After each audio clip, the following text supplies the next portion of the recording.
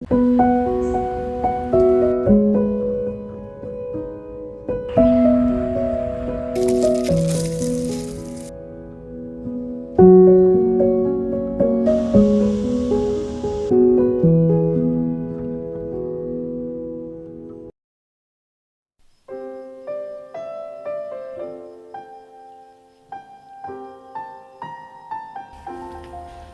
the last 5 years, the Sanctum family has been researching permaculture gardens, with the intention of planting one once we had property on which to do so.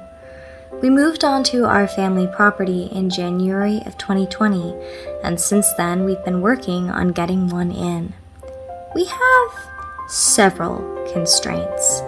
One, our land is relatively small, 3/4 of an acre, on which are 3 buildings: the main house, the carriage house, and the shed, as well as the parking area for our vehicles.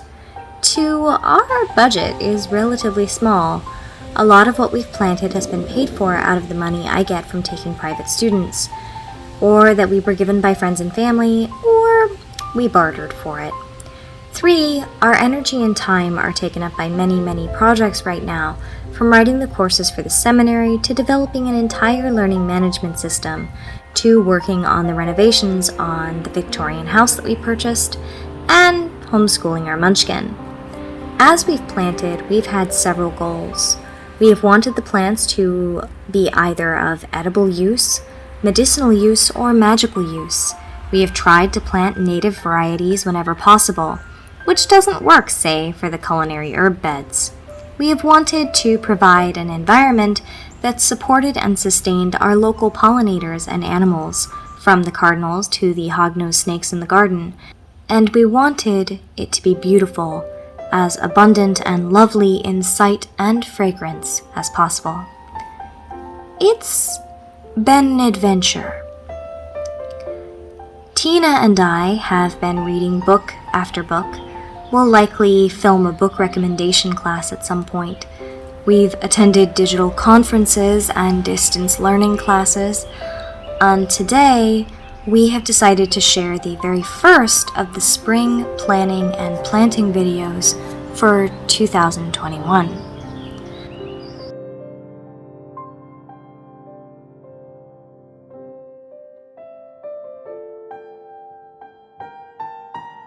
So first, we measured our property.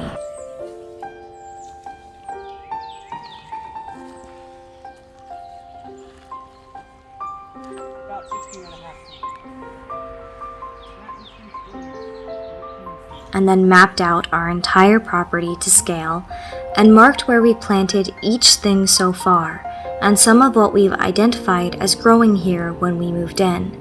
We drew what we wanted for each area as well, although that will be a separate video. It is important when planting a garden to know the soil pH for different areas, know what amount of sun, shade, and water each plant gets, and to make note of how you use the space, as in, you don't really want your culinary herbs that you want to use all the time far away from your kitchen. More on this in a later video when we will show more detail on the planning process. Then we went shopping for some of the plants on our list, first at the State Farmers Market, where we can buy from small local farms and from local plant growers.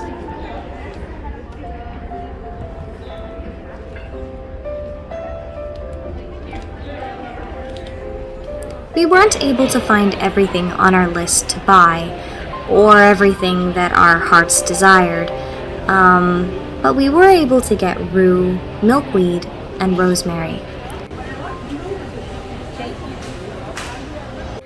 On day 1, we planted rosemary, rue, rose, milkweed, butterfly bush, daylilies, baptisia, jessamine, and brugmansia.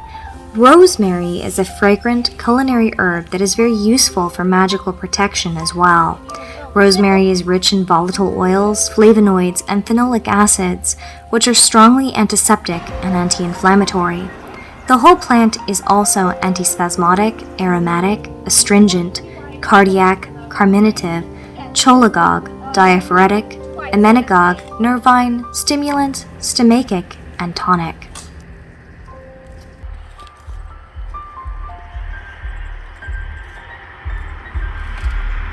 So when planting rue, you should really wear gloves because it does release an irritant that can cause everything from photosensitivity to dermatitis. I've been handling it all my life and it's never caused any issues for me, but really you should probably wear gloves when planting. I'm just not gonna. Rue, sometimes called the Queen of Herbs or the Herb of Grace, has been used in rituals and spells since antiquity. It is associated both with helping witches identify each other and with protection against harmful witchcraft and the breaking of evil spells, but it is most known as a potent repeller of pests and diseases.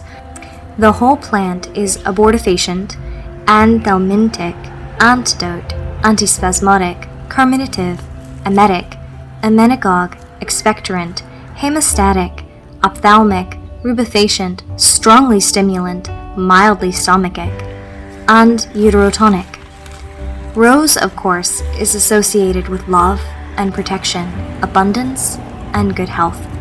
The fruits of many members of this genus are a very rich source of vitamins and minerals, especially vitamins A, C, and E, flavonoids, and other bioactive compounds.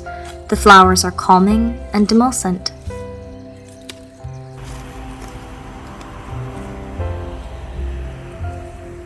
After we got in that first round, we decided to tour the Juniper Level Botanic Gardens for ideas on how to better build a permaculture-style garden out of native and rare plant species that worked in our unique environment. The Juniper Level Botanic Garden is a not-for-profit 28-acre educational research and display garden.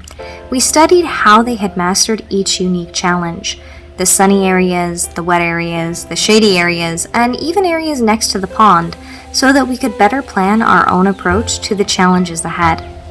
My favorite find at the Juniper Level Botanic Garden, which carries many rare plants and has an entire selection of hallucinogenic species, was a cold-hardy Brugmansia suaviolens.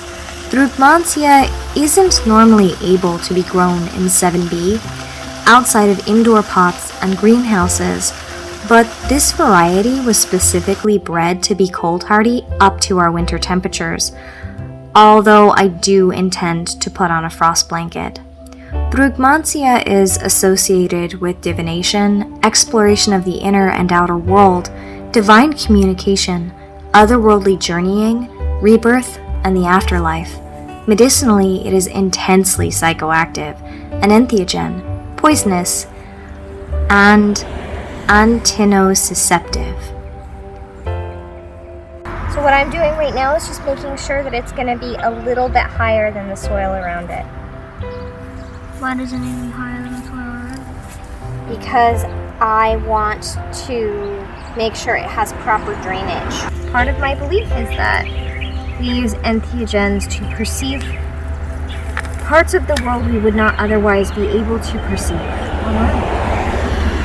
Aw, here's a clover. No, it's hair clover. It's her clover. Her hair clover.